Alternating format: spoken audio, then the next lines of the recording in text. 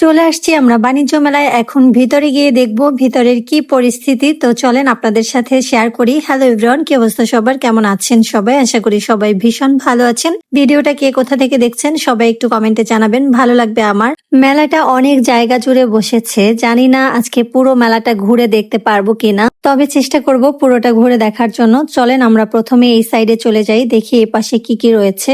আর মেলাতে প্রচুর লোকজন এসেছে, অনেক ভিড়, অনেক সমাগম রয়েছে আজকে মেলাতে দেখা যাচ্ছে। এই মেলায় ঘুরে ভালো লাগছে, বাট আমার কাছে মনে হয় যে গ্রামের মেলাটা সব থেকে বেস্ট। আর ওখানে হচ্ছে যে মেলা, বাবার হাত ধরে আগে মেলায় যেতাম, ওটাই সব থেকে বেশি মজা। সত্যি বলতে এখানে আসার পরে আমার মনে হচ্ছে কোনো একটা শপে আসছি জিনিসপত্র কেনাকাটা করতে, সেরকম ভাবে গুছানো গাছানো। তো গ্রামের মেলাগুলোতে হয় কি, আমার বেশি ভালো লাগে, ওখানে হচ্ছে বেলুন, বাঁশি, ঝালমুড়ি, ছোট ছোট মাটির জিনিসপত্র, খেলার জিনিস, যেগুলো দেখে বাচ্চারা অনেক বেশি খুশি হয়। আর সব থেকে মজার ব্যাপার হচ্ছে ওই মেলায় বেশি টাকা নিয়ে যেতে হয় না, বাট এখানে এই মেলাগুলোতে অনেকগুলো করে টাকা নিয়ে আসতে হবে যদি কিছু কেনাকাটা করেন।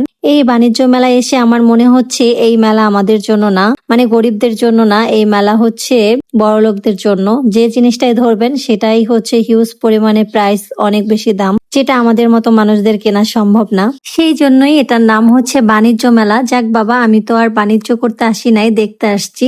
ঘোরাফেরা করে খাওয়া দাওয়া করে দেন হচ্ছে বাসায় ফিরে যাব। তো আজকের এই ছোট্ট ভিডিওটা আপনাদের কেমন লেগেছে সবাই কমেন্টে জানাবেন। আর কে কে বাণিজ্য মেলায় ঘুরতে এসেছিলেন সেটাও কমেন্টে জানাবেন। সবাই ভালো থাকবেন, টাটা।